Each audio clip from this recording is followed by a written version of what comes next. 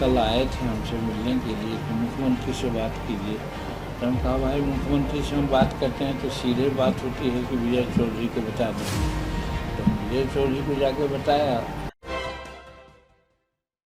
नमस्कार, आप देख रहे हैं सिटी पोस्ट लाइव और मैं हूं आपके साथ पूजा शर्मा। बिहार के पूर्व मुख्यमंत्री और हम के सुप्रीमो जीतन राम मांझी भले ही नीतीश कुमार के साथ रहने की कस्में खाते रहते हैं, लेकिन महागठबंधन में रहकर ही महागठबंधन सरकार की बखिया उधेड़ रहे हैं।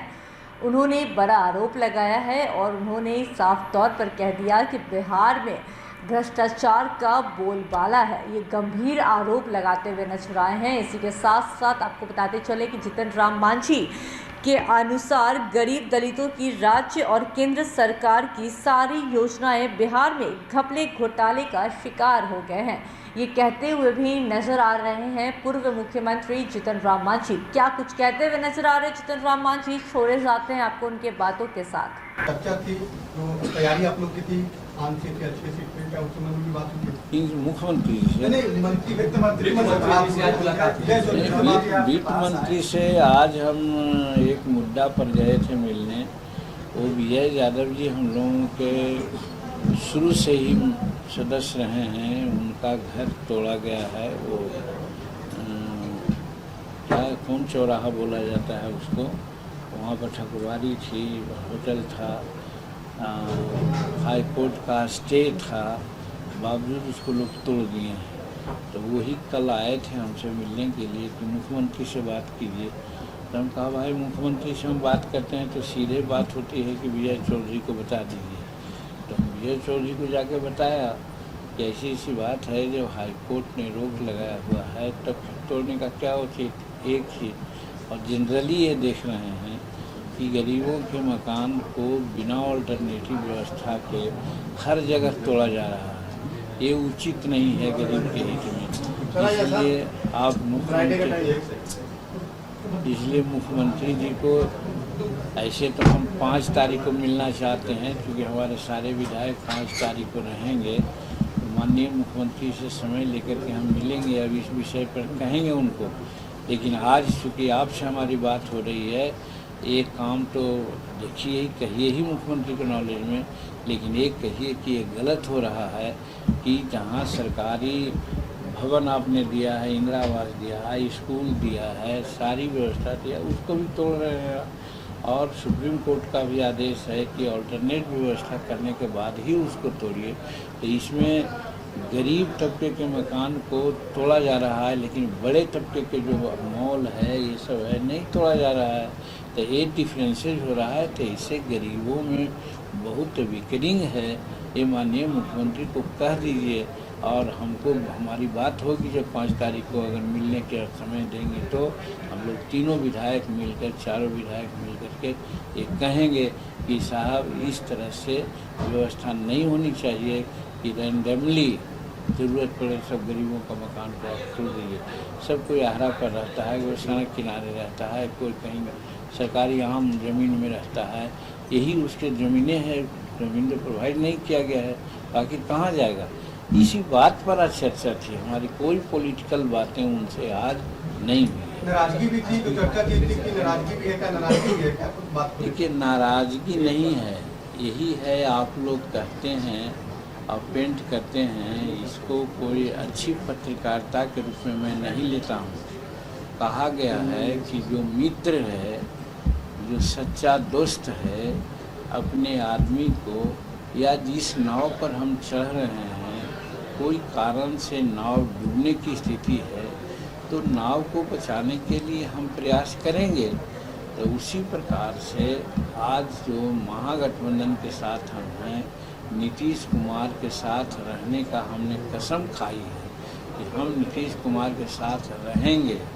तो कसम खाने के बाद हमारा फर्ज बनता है कि जहाँ कोई गड़बड़ी हो तो हम बतावें। जब मुलाकात होती है तो बताने का कोशिश करेंगे, और नहीं मुलाकात होती है तो अभी आपने देखा होगा कि राजगीर में हमने राष्ट्रीय परिषद की हमारी बैठक हुई, उसमें 2-3 मुद्दा सामने था कि आज इंदिरा आवास में भ्रष्टाचार है। भ्रष्टाचार इस कदर है कि 40,000 रुपया तक के घूस लिया जाता है। और यही कारण है कि हम एक बार आप लोगों से बात किया था कि माननीय मुख्यमंत्री जी अगर सही चाहना चाहते हैं कि इंदिरा आवास गरीबों को मिला तो आप एक जांच दल बनाइए और जांच दल में देखिए कि गरीबों को जो इंदिरा आवास मिला है वो उनका मकान कहाँ तक बना है। तो कहीं तक प्लिंथ एरिया में बना हुआ है, कहीं डोर लेवल में बना हुआ है, कहीं ढलैया अगर हो गया तो खिड़की केवारी भी नहीं। माने कि 99% गरीबों का मकान जो इंदिरा आवास या प्रधानमंत्री इंदिरा आवास मिला है सब इनकम्प्लीट है। उसका कारण यही है कि काफ़ी पैसा ले लिया जाता है और दूसरे वो जो चाटुकार लोग हैं हमारे ऐसे आदमी वो पैसा दे देते हैं और एक आदमी के नाम है 4 आदमी के नाम पर इंदिरा आवास ले करके मल्टी स्टोरीज मकान बना लिए हैं। और यही लोग कहते हैं कि इंदिरा आवास इतना कंप्लीट किया है। ये गड़बड़ी है माननीय मुख्यमंत्री जी, इसको देखिए कि पेपर वालों में कहा था और राजगीर में भी कहा तो हमारा 200-250 नेशनल परिषद के बैठक में आए हुए थे सब खड़ा होकर के तालियां बजाया और कहा कि सर ये बात मुख्यमंत्री का नॉलेज में जाना चाहिए। दूसरी बात हम लोगों ने कही थी कि देखिए जीतन मांझी मुख्यमंत्री काल में 3 डिसमिल ज़मीन के बजाय 5 डिसमिल ज़मीन देने का वादा किया था, रहने के लिए ज़मीन कर दिया और ज़मीन खरीद के भी देने की बात किया था, लेकिन वो मार्केट रेट से कहा था। 20,000 और 60,000 रुपया देने से काम नहीं चलेगा, क्योंकि आज कहीं भी ज़मीन भी है तो 1,00,000-2 लाख रुपये इकट्ठा मिलती है। तो इसलिए मार्केट रेट से 5 डिसमिल ज़मीन खरीद के दी जाए। और जीतन मांझी ने ये भी कहा था कि 13-14 लाख एकड़ ज़मीन भूदान अधिशेष भूमि और बिहार सरकार की भूमि बिहार में उपलब्ध है और वही 10-11 लाख आदमी ऐसे हैं जिनके पास ज़मीन खेती के लिए नहीं है। यूँ ज़मीन को दे दी जाए हर भूमिहीनों को तो 1 एकड़ ज़मीन खेती लायक हो जाएगी। तो 10 डिसमिल ज़मीन रहने के लिए, 1 एकड़ ज़मीन खेती के लिए।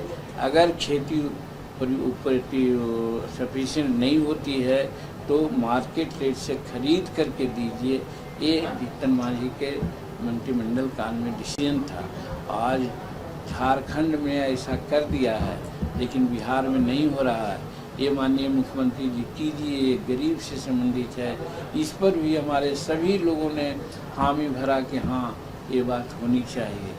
उसी तरह से ये जो बालू वाला मामला है, अभी आपने देखा राजेंद्र सिंह जो जल पुरुष कहे जाते हैं आए बिहार में क्या कहा कि जिस प्रकार से बिहार में बालू का दोहन हो रहा है, आगे आने वाला दिन में बिहार के लोग पानी के बिना मरने लगेंगे, पानी के बिना छटपटाने लगेंगे और भूमि सिंचाई का तो कोई प्रश्न ही नहीं उठेगा, क्योंकि जो भी पानी आएगा नदी का पानी नीचे स्तर नीचे चला जाने से सारे पानी नीचे की ओर चला जाएगा, इधर बाढ़ में परिणत हो जाएगा वो, और जहाँ सिंचाई होना है वहाँ सिंचाई न होगी।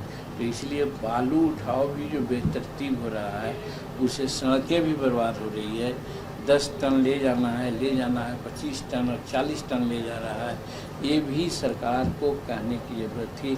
सरकार को हम कहेंगे, ऐसा हम अपने परिषद में वहाँ कहा, इस पर भी सब लोगों ने हामी भरी।